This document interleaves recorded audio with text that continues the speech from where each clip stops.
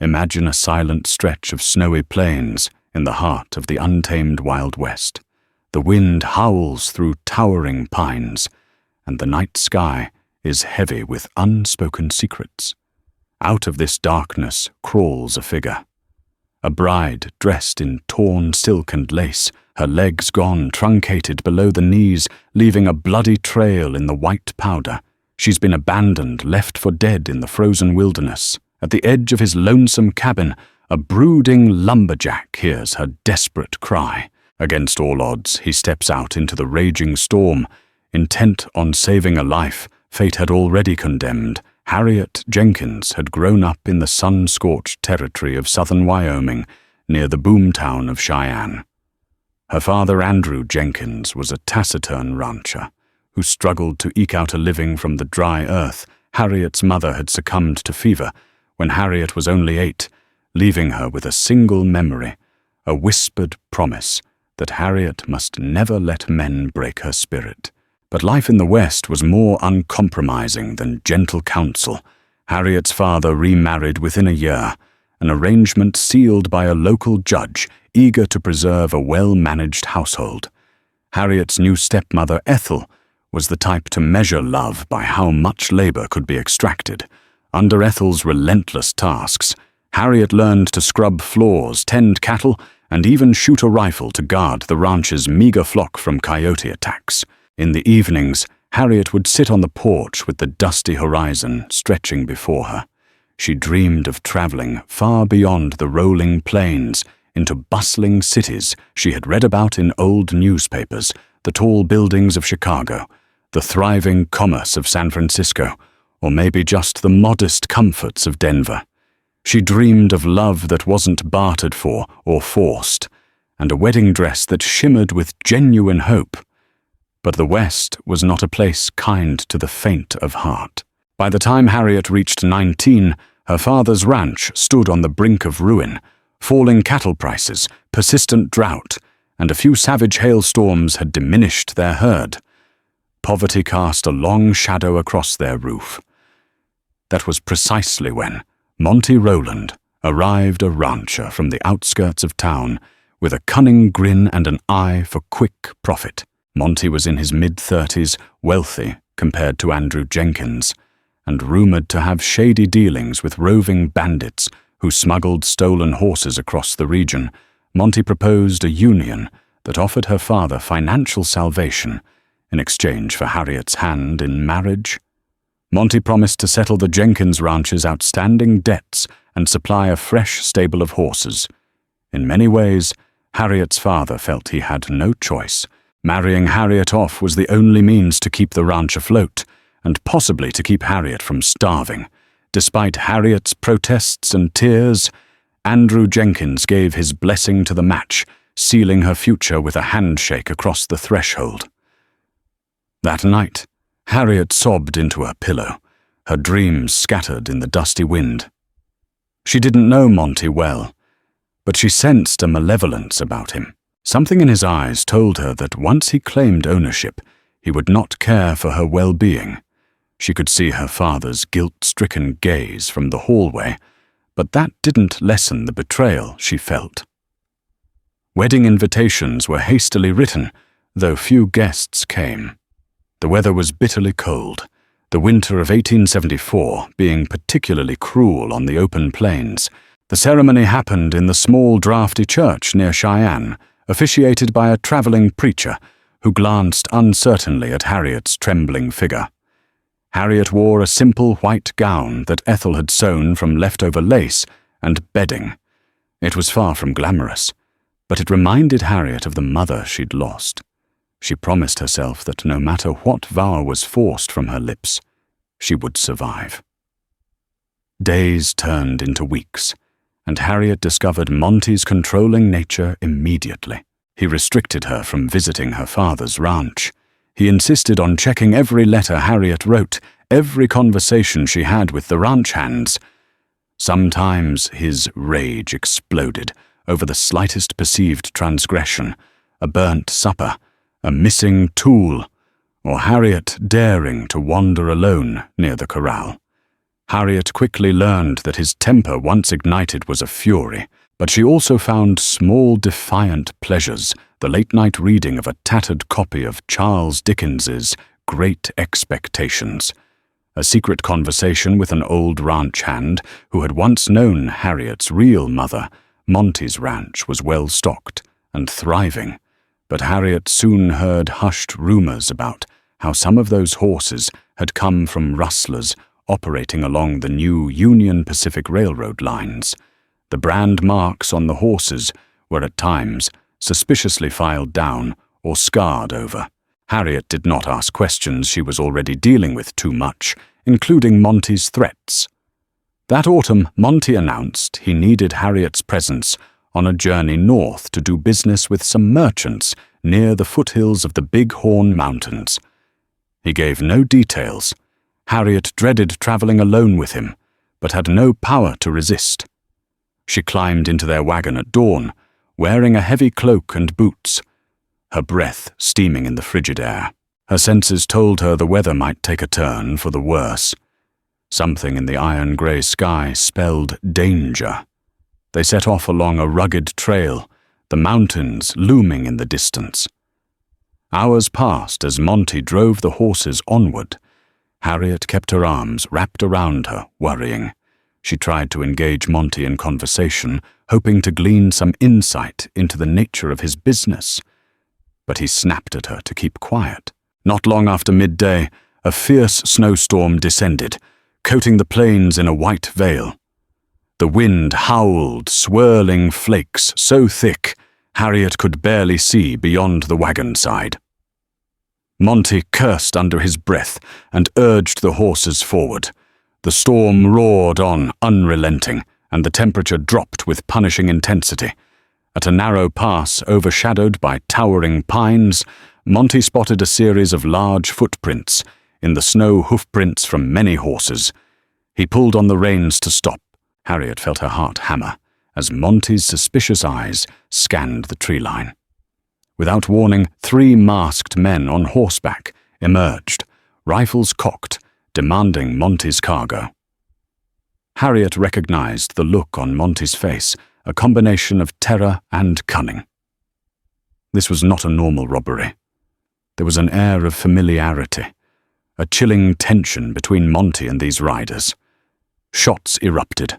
One bullet shattered the wagon's wooden frame near Harriet's seat, sending splinters across her face. The horses reared, neighing in panic. Monty scrambled for his revolver, and Harriet clutched the edge of the wagon, praying for a miracle. The wagon lurched violently, tipping on one side as the horses broke into a frenzied gallop. Harriet screamed, snow whipped into her eyes, and the wagon careened off the main path, rattling over rocks and fallen branches. Harriet was thrown against the wooden side. She scrambled to grip anything for support. Monty was still engaged in a gunfight behind her, and then the unthinkable. The wagon crashed against a massive boulder, hidden beneath the snow. The impact was catastrophic. Harriet felt a blinding pain as her lower body was caught between the wagon bench and a shattered wheel. Monty was thrown off, tumbling into the powdery drifts. The last thing Harriet saw before blacking out was a swirl of crimson staining the snow her own blood. When Harriet regained consciousness, darkness had fallen. The cold was biting, and she could not feel anything below her hips. Panic seized her. She tried to move, but her legs were pinned under the wreckage. The storm had abated to a relentless wind, and the men who had attacked them were nowhere to be seen. Monty was gone. Hours, or perhaps days, blurred into a stretch of terrifying, agonized delirium. Harriet passed in and out of consciousness. Her lips cracked her mind, numb with shock. In fleeting, lucid moments, she realized a horrifying truth. She could feel nothing in her legs, because the lower half of her body was severely injured. Maybe she was bleeding out, or maybe her legs were frozen. She kept calling for help, for Monty, for anyone. The bitter irony cut deep. She had been taken on this journey against her will. Now she was abandoned, alone in a frozen landscape with no salvation in sight. The only question left was whether she would die from the cold, the blood loss, or from the predators that prowled these woods. Oliver Ollie Matthews had long since given up on the idea that the world had anything left to offer him beyond wood, snow, and silence. He lived alone in a modest log cabin tucked between two ridgelines in the foothills of the Big Horn Mountains. A man of 42, he wore solitude like an old flannel coat, worn, patched, but comforting. The wilderness suited him. No neighbors, no noise. Just the rhythmic chop of his axe and the occasional howl of wolves in the distance. He'd once been a man with plans, a fiancée in St. Louis, a dream of buying land out west, starting a sawmill. But disease had stolen her away in a cruel winter, and with her went his dreams. Ollie had drifted doing odd jobs, hauling freight-building fences, even cutting timber for the railroad, until he landed here in a cabin he built himself, with nothing but pine trees, and regret to keep him company. That night, the wind came down hard from the ridges, rattling the shutters like bony fingers tapping on the glass. The air smelled of smoke, pine sap, and something else, something sharp and unsettling like iron left too long in the cold. Ollie was just settling in for a restless night, his boots steaming near the fire when he heard it, a sound that didn't belong. At first he thought it was just the trees moaning under the weight of fresh snow. But then he heard it again, a faint cry, human faint as breath nearly swallowed by the storm. He froze. He stood by the fire for a long moment, heart pounding. Many things could mimic a human cry in the wilderness. A bobcat, a bird caught in a trap, but something inside him, some long dormant instinct, told him this was different. It wasn't just sound. It was desperation, a plea, grabbing his lantern and his thickest coat. Ollie stepped into the night. The snow swallowed him almost instantly, waist-deep in drifts that clung to his legs like wet cement. He moved slowly, letting the wind guide him, the cries now only intermittent, as if the person was slipping in and out of consciousness. The darkness was heavy, the moon no more than a blurred smear behind the clouds. He didn't know how long he walked, 10 minutes, maybe 20 before his lantern flickered against something unnatural in the snow. A smashed wagon half buried beneath a collapsed pine. One wheel lay splintered, half buried in a snowbank. Crates spilled their contents into the white, their corners chewed by ice and impact. Broken glass glittered among splintered wood. Then he saw her. At first he thought she was a corpse. A woman dressed in what must have once been a wedding gown lay twisted in the wreckage, her skin so pale it seemed she had become part of the snow itself. Her hair was matted with frost. Her lips cracked and bluish. Blood had seeped into the surrounding snow in eerie blooms of pink and crimson. But her eyes fluttered open, just a flicker, and then a whisper. "Help me." Ollie dropped to his knees, his breath coming in clouds. "Don't move," he said, his voice hoarse with shock. "I've got you. Just hold on." Her body was pinned beneath the shattered wagon bench as he brushed snow away from her lower half. A sickening realization hit him. Her legs, what remained of them, were mangled beyond recognition, blackened by frostbite, blooded by splinters and torn flesh. Bone jutted out in places where no bone should be visible. The cold had preserved her from death, but barely. He swallowed bile and steadied his hands. "I need to get you out of here. I won't leave you." She gave no answer, only a faint nod, or perhaps it was the wind shifting her head. Either way, it was enough. He worked fast, using his axe to cut away the wood, pinning her down. Each stroke sent vibrations up his arms, and he worried the sound might attract predators, wolves, mountain lions, or worse. But he couldn't stop. He wouldn't, when he finally lifted the last beam. Harriet whimpered, but didn't scream. Ollie marveled at her strength, or perhaps she was just too far gone for pain to register properly. She weighed so little in his arms that it terrified him. A woman her age should have had strength, weight, warmth.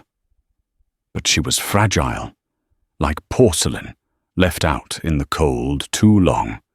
He wrapped her in his coat, cradling her like one might a child, and began the long trek back. Each step was a battle against exhaustion and the sucking grip of deep snow. The wind clawed at them, shrieking through the pines. His arms burned, but he never loosened his grip. He whispered to her as they walked nonsense words, old songs from childhood, promises that she would be safe soon. And somehow she stayed alive. Back at the cabin, Ollie shoved open the door with his shoulder and staggered inside. He laid her on the bed near the hearth, snow melting off his coat in a dark puddle. He stoked the fire higher, peeled off her frozen dress with hands trembling from both urgency and decency, and covered her with every blanket he owned. The lower half of her body was a nightmare of wounds and frostbite. He knew with absolute certainty that her legs could not be saved. He didn't have time to mourn. She was alive, but barely, and it was up to him now. Ollie had no doctor's license, no diploma on a wall. But he had something better, necessity. He'd seen men lose limbs in logging accidents and war. He'd seen survival carved from blood and grit, and tonight he would fight death again. This time, not for himself, but for the broken bride who whispered his name without knowing it. Harriet drifted in and out of a darkness thicker than night, heavier than the snowstorm that had swallowed her. Her body lay motionless, but her mind twisted and thrashed in a fevered dream. A tangled reel of wagon wheels, screams, shattered wood, and pain that flared through her veins like fire. Each breath was an effort. Each flicker of consciousness brought a new wave of agony. When she next surfaced, warmth surrounded her, but it was not comforting. It felt like a mockery, like being wrapped in fire while her legs burned with cold. She cracked her eyes open and saw flickering shadows on a log wall, heard the low crackle of flames, and felt something soft beneath her head. Then a face. Not Monty's. This man was bearded and solemn, his eyes creased with concern and years of loneliness. She tried to speak, but only managed a broken rasp. "Don't try to move," he said gently, leaning closer. "You're safe now. But we don't have much time." The man's name was Ollie Oliver Matthews, but Harriet only learned that later. For now he was just a blur of movement and a voice that cut through the haze. He was already moving around the cabin, gathering what little he had: a kettle of water, a rusty saw, lengths of linen leather belts, and 2 small bottles of whiskey, one half empty. He stoked the fire higher until the coals glowed, white hot, then shoved a pair of iron rods into the flames. His movements were swift, but not frantic. He had the stillness of someone who had been forced to make hard decisions before and survived them. Ollie had seen wounds like Harriet's only twice in his life. Once when a young sawman at a lumber camp lost both feet in a sled accident, and again during a brief stint near a Union Army camp during the war where he'd chopped firewood and delivered supplies. He'd watched field surgeons work in the mudmen, who held saws with one hand and bottles of bourbon in the other, who amputated limbs like one might split kindling. There was no luxury of hesitation then, and there would be none. Motto Harriet was dying, not fast, but steadily, silently. He peeled back the blankets covering her lower body and grimaced at the sight. Her legs from just below the knees were blackened with frostbite flesh, torn by wooden splinters and wagon iron. One foot hung at an unnatural angle, bone exposed where the boot had split open. The stench of rotting flesh was faint but unmistakable. The infection hadn't fully taken root, but it was coming. Soon Ollie knelt beside the bed. "I won't lie to you," he said, his voice low and steady. "If I don't take your legs tonight, the fever will. I don't have much medicine. No doctor. Just what I know and what I can do." Harriet didn't respond. Her eyes fluttered open again. She understood enough. Tears slipped down her temples. She whispered something he barely caught. "Let me die." He shook his head firmly. "I can't do that. You didn't crawl through snow and survive that wreck to give up now." She turned her face away. What's the point? What kind of woman? What kind of life?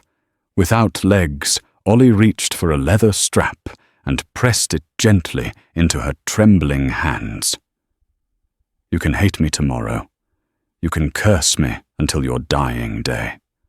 But tonight, we survive." He poured the whiskey down her throat in small sips, wincing when she gagged. He soaked a rag and pressed it between her teeth. Bite down hard. Then he went to work. First came the cleansing. Hot water poured over her legs, wiping away dried blood, snow grit and bits of splintered wood. Harriet writhed under his hands, a low moan vibrating through the cloth in her mouth. Then came the saw. Ollie braced himself and began with the left leg. The sound it made was one he'd never forget. The scrape of steel through bone, the soft rip of ruined flesh. Harriet arched off the bed, her muffled scream raw and animal. Her fists clenched the blanket so tightly, her knuckles turned white. Blood poured in thick waves, but he had planned for this. The iron rod, now glowing red in the fire, was pulled out and pressed to the stump, a hiss, the smell of burning meat. A sound not unlike bacon hitting a skillet. Harriet passed out.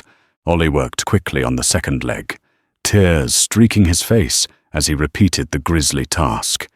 He kept murmuring nonsense, anything to keep his own mind from unraveling. Prayer's old Lumberjack rhymes. A few lines from a hymn his mother used to hum. When the second stump was cauterized and bandaged, he collapsed beside the bed, trembling, his clothes soaked in blood and sweat. The room was heavy with silence, the kind that follows war or death. But Harriet still breathed. Ollie stayed up the entire night, watching her chest rise and fall, wiping her brow, changing the linen when it soaked through. He fed more wood into the fire and pressed snow-wrapped towels against her forehead to fight the fever.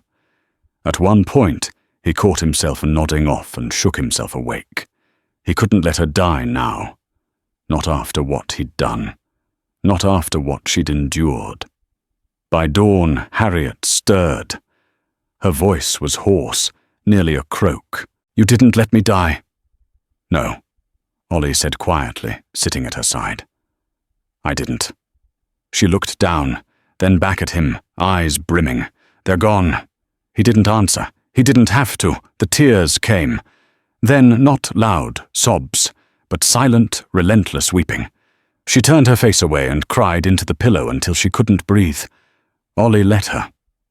He didn't touch her, didn't interrupt. She had earned that grief.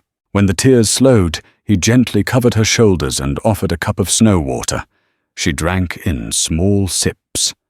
Finally she whispered, "Why would you do this for a stranger?" Ollie hesitated, then answered, "Because no one did it for me." The room fell still again, save for the crackling fire and the distant wind brushing against the cabin walls. Two broken people sat in that silence, one trying to survive the other, trying to atone. Outside the storm had passed. Inside, something new had begun. The storm raged on for days, barricading Ollie and Harriet in the cabin. Every morning, Ollie cleared the entrance, removing the foot or more of fresh snow that had fallen overnight. Harriet lay on the bed, delirious and feverish. Ollie spooned broth into her mouth, changed her bandages, and carefully monitored her temperature. He spoke gently to her, telling stories of the towering redwood forests he had once visited in Northern California, of the quiet sunsets over the wide Mississippi, and of how he ended up in Wyoming, seeking a place where few people ventured, where a man could heal in solitude. He spoke to distract her from the pain and to keep her conscious of something beyond her suffering. Harriet occasionally squeezed his hand, a feeble acknowledgement that she heard him. After nearly a week, her fever broke. Harriet awoke one morning to the sound of Ollie humming a low tune as he crushed herbs to make a salve. Her head pounded, and her body felt alien without the weight of her legs. Fear and despair washed over her. She realized she was a mutilated bride in a stranger's cabin with no husband in sight, no father, and no home. She wept until her throat ached. Ollie did not intrude on her mourning. He gave her quiet space, continuing to feed her, change her bandages, and help her sit upright for short intervals. Little by little, Harriet regained a semblance of strength enough to speak in more than just whispers. She learned Ollie's name, that he was unmarried, and that he had come upon her wagon by sheer chance. She told him only fragments of her story, too ashamed or frightened to admit how she ended up pinned beneath a wreck. She simply mentioned that there had been men with guns, that her husband was gone, and that she believed he might have fled. Ollie asked if she wanted to reach out to someone, family, perhaps. Harriet froze. She had no desire to return to Monty. Nor was she sure her father would welcome her back. He might see her as damaged goods now. She asked Ollie to give her time to let her think. Still, she felt a swell of gratitude toward this lumberjack who had risked his own life to rescue her, and then performed a harrowing surgery to save her from certain death.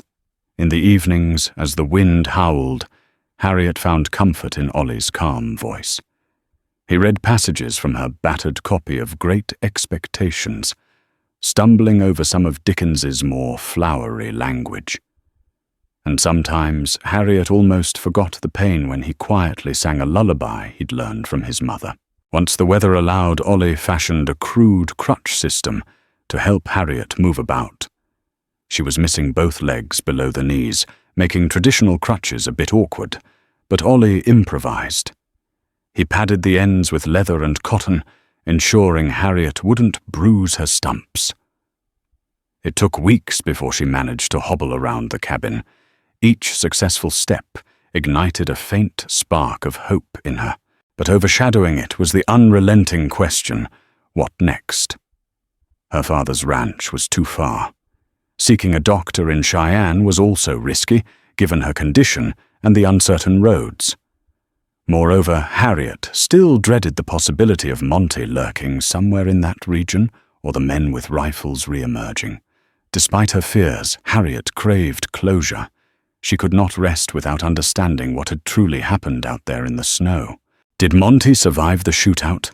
Were they intentionally ambushed? Or was Monty himself part of some bigger plot? One afternoon, Harriet mustered the courage to share with Ollie the full extent of her predicament, the forced marriage, Monty's suspicious dealings, and her father's desperate financial situation. Ollie listened without judgment. When she finished, tears glistened in her eyes, but she set her jaw with a new resolve. She confided, "I need to know if my father is safe. He may have sold me off to Monty, but I can't just assume the worst of him. Perhaps he was coerced. Perhaps he's in trouble." Ollie pressed his roughened palm against hers. He offered to travel to Cheyenne to find answers.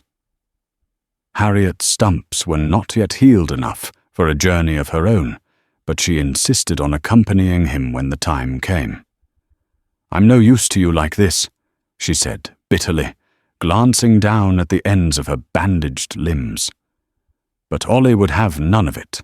"You're alive," he said, "and that's more valuable than any number of legs." The sincerity in his voice brought fresh tears to Harriet's cheeks.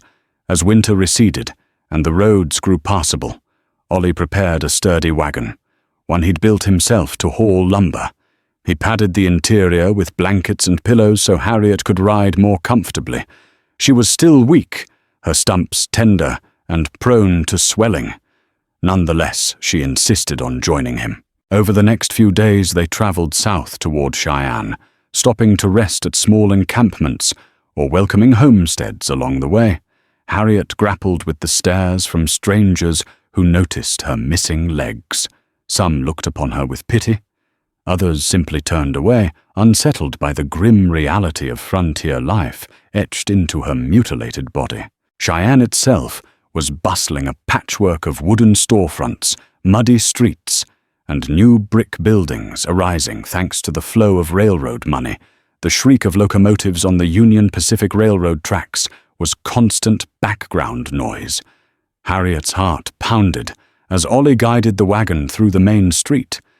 This had once been an occasional spot for her father to sell cattle or pick up supplies. Now it felt foreign, as though an entire lifetime had slipped by. They sought out Dr.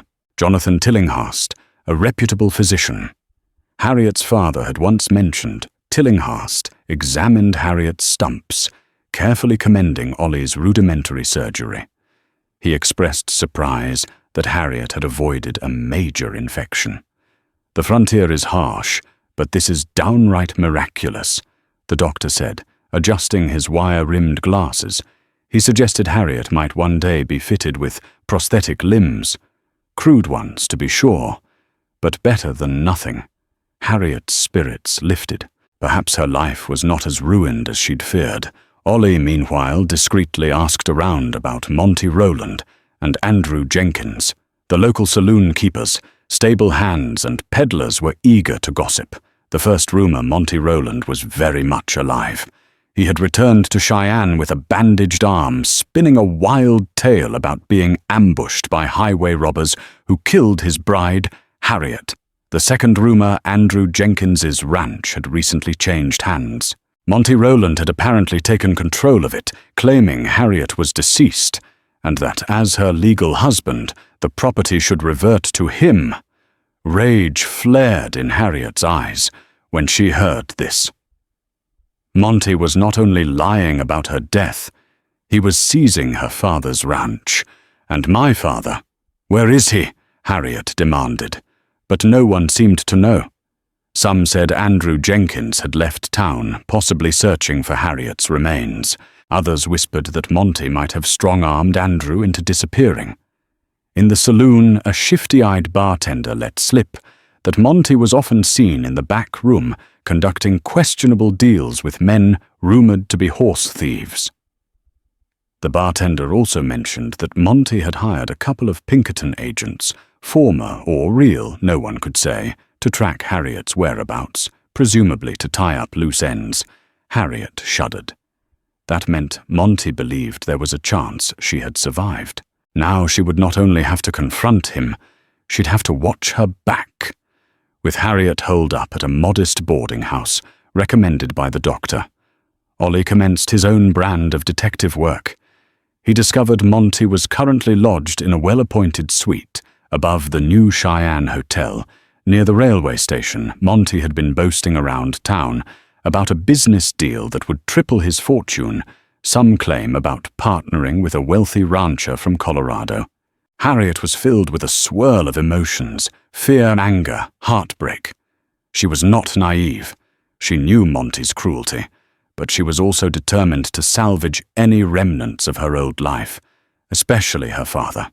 Despite Ollie's protests, Harriet insisted on confronting Monty personally. "He already believes me dead," she said grimly. "Let him see the ghost he created."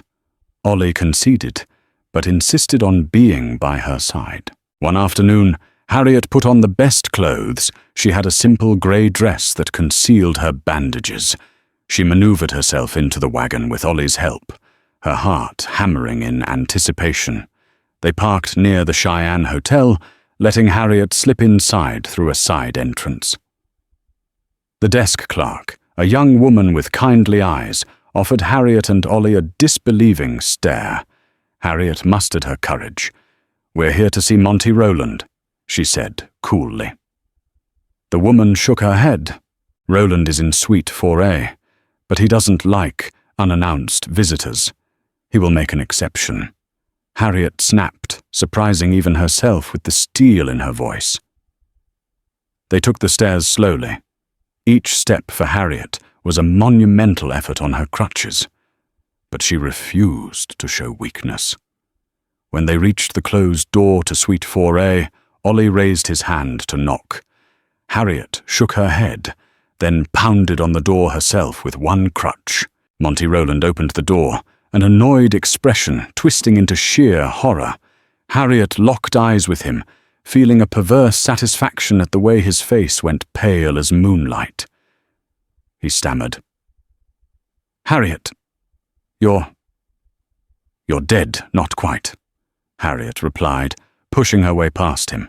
Inside the suite was lavishly decorated with polished furniture and silver ornaments, clearly paid for, with money ill-gotten from Harriet's father's ranch. Monty's hand shook as he realized the implications of her presence. Harriet was alive, missing her legs, but alive, which threatened all his claims to her father's property. How did you—" he began, voice trembling. Harriet turned her glare on him. "You left me to die," she spat, crushed beneath a wagon in the middle of a snowstorm. "You told everyone I was dead, and now you dare lay claim to my father's land." He quickly regained some composure, snarling. "It was an ambush. I barely escaped with my life. I thought you died in the wreck," but Harriet saw the flicker in his eyes. He was lying. He might have arranged that ambush to rid himself of Harriet, or perhaps to conceal some illegal business. Ollie stood guard at the doorway, arms crossed, looking every bit the intimidating lumberjack. Monty sized him up, then refocused on Harriet. "What do you want?" he hissed. "I want my father's ranch returned, free of debt or claims. And I want to know where my father is." Harriet's voice shook with barely contained rage.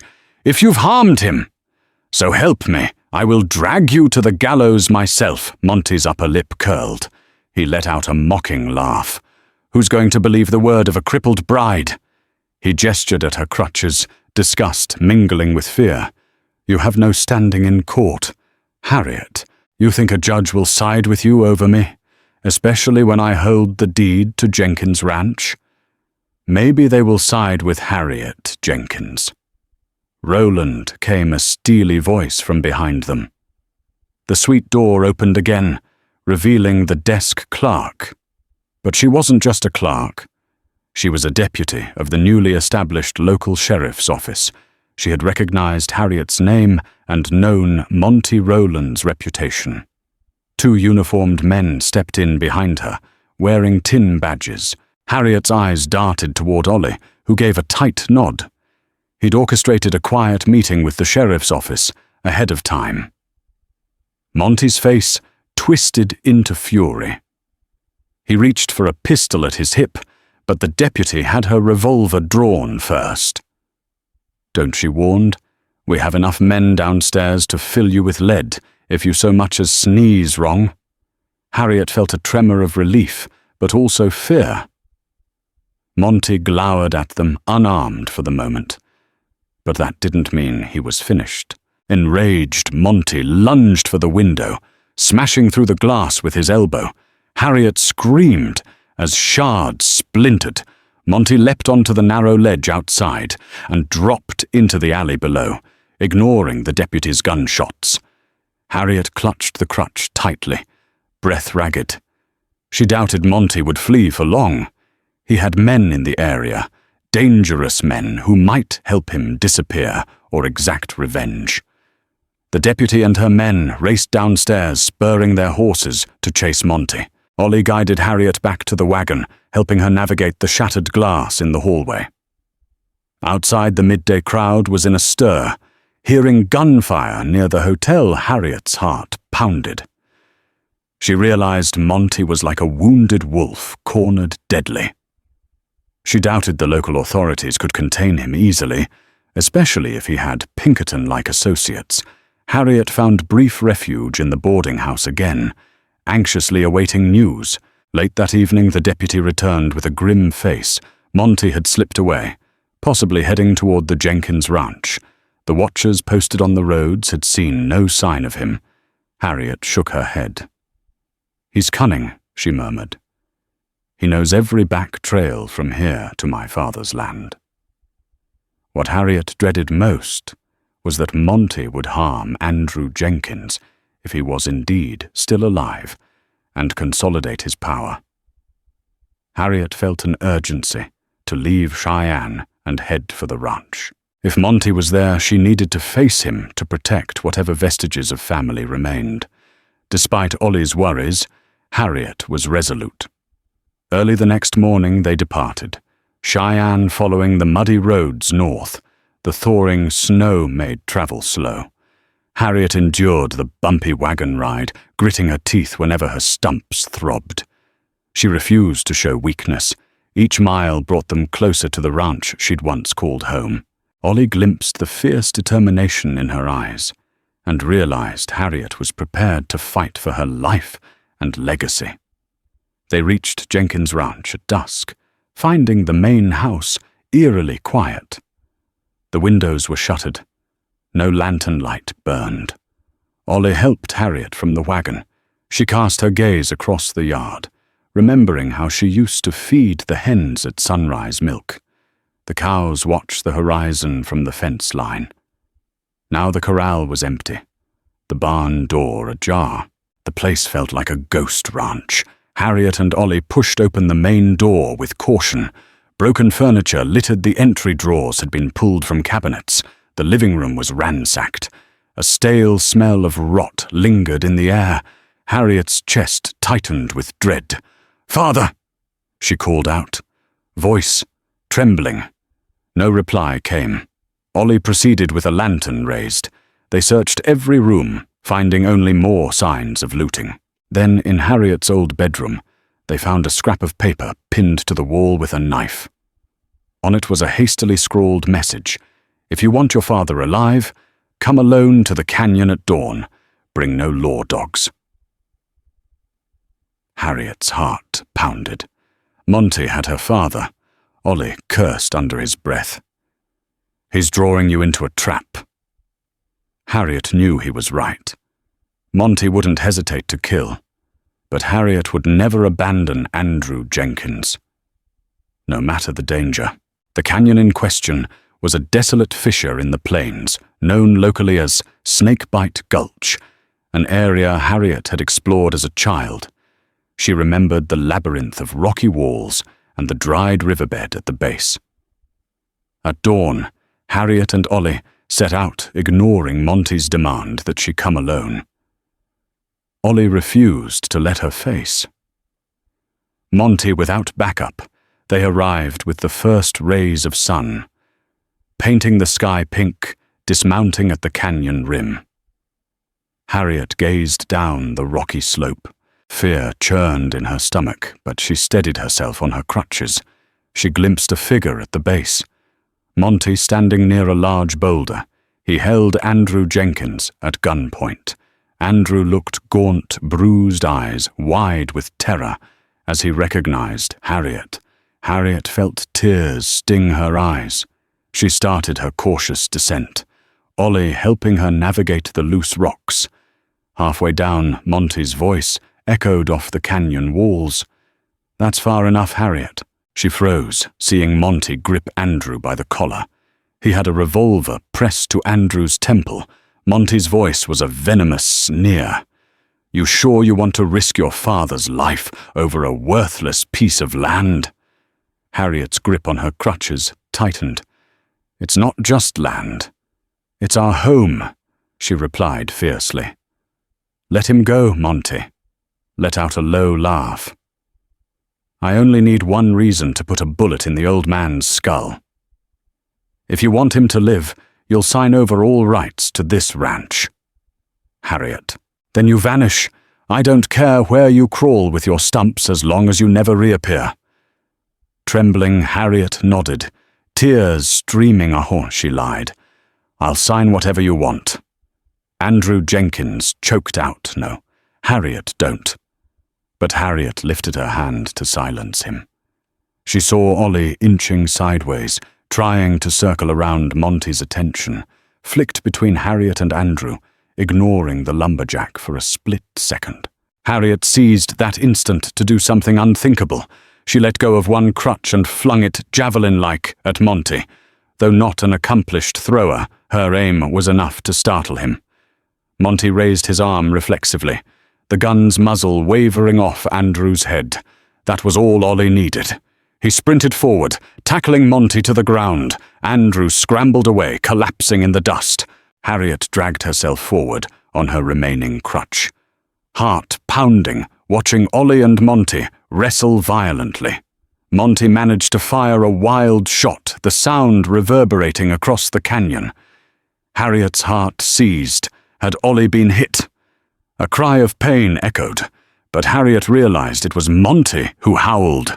Ollie twisted Monty's wrist, forcing the revolver to clatter onto the rocks. Monty lashed out with a kick, catching Ollie in the ribs, but Ollie's powerful arms pinned Monty's shoulders. Harriet reached the revolver first, picking it up with shaky hands. She leveled the barrel at Monty, the man who had robbed her of her legs, and nearly her life. Monty froze, his face twisted in shock and fear as Harriet aimed Andrew. Jenkins's voice trembled as he spoke. "Harriet. Harriet, my sweet girl, don't." She hesitated, tears blurring her vision. Her entire existence had been torn asunder by this man's treachery. She had every reason to pull the trigger, but Harriet was not a murderer. She exhaled, forcing herself to lower the gun. She spat at Monty's feet, voice quavering with righteous anger. "I won't kill you.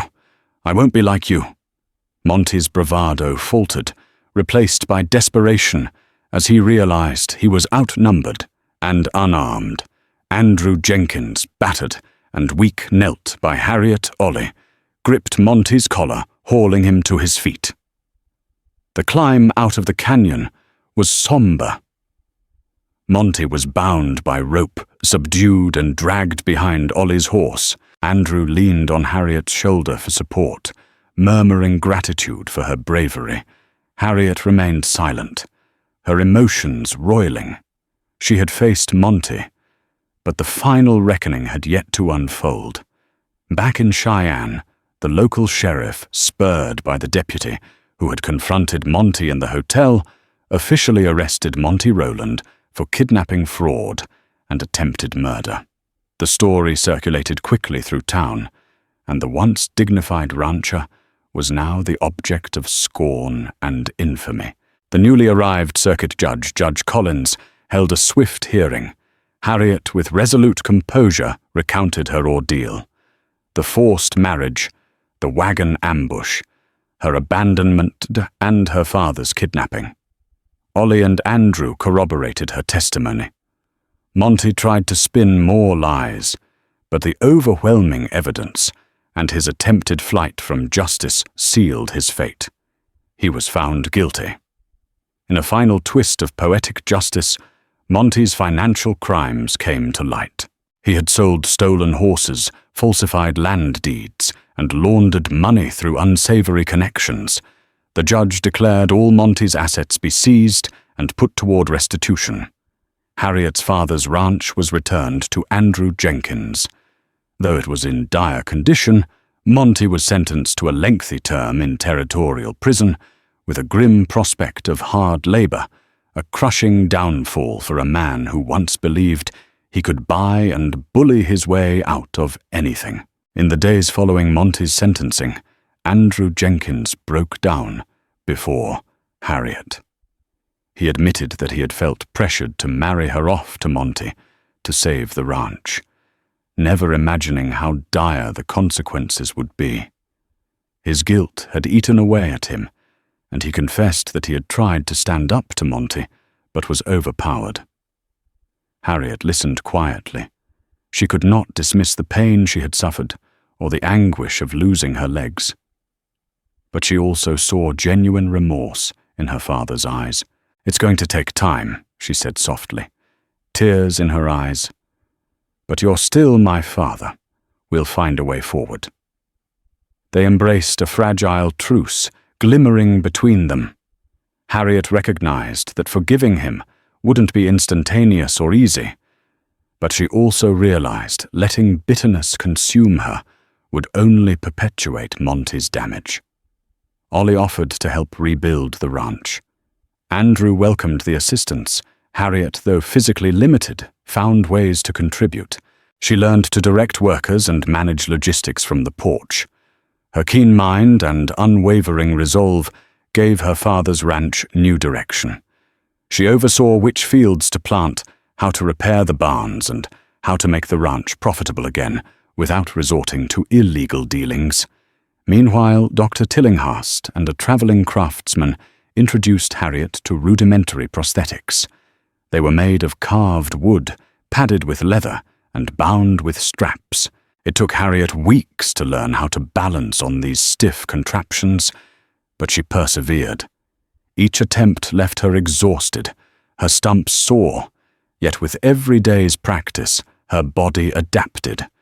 She practiced walking within the confines of the ranch yard, leaning on Ollie's arm for support, until she finally managed to take several steps, unassisted. One crisp morning, Harriet stood at the edge of the ranch house porch. She set aside her crutches, braced her new wooden limbs, and walked across the yard. Each clunky footstep was a triumph of willpower. Andrew watched her from the fence, tears in his eyes. Ollie stood by, ready to catch her. If she stumbled, Harriet's face gleamed with determination. In that moment, she realized she was no longer a victim, but a survivor. Months rolled into seasons. Summer brought fields of tall grass, grazing cattle, and a ranch that slowly revived under Harriet's guidance. Andrew Jenkins's health improved, bolstered by the relief of Monty's incarceration. At times, Harriet would wake in the night, phantom aches throbbing in the legs she no longer had. But each morning she strapped on her wooden prosthetics, refusing to let the memory of her tormentor hold her back. Ollie never returned to complete solitude.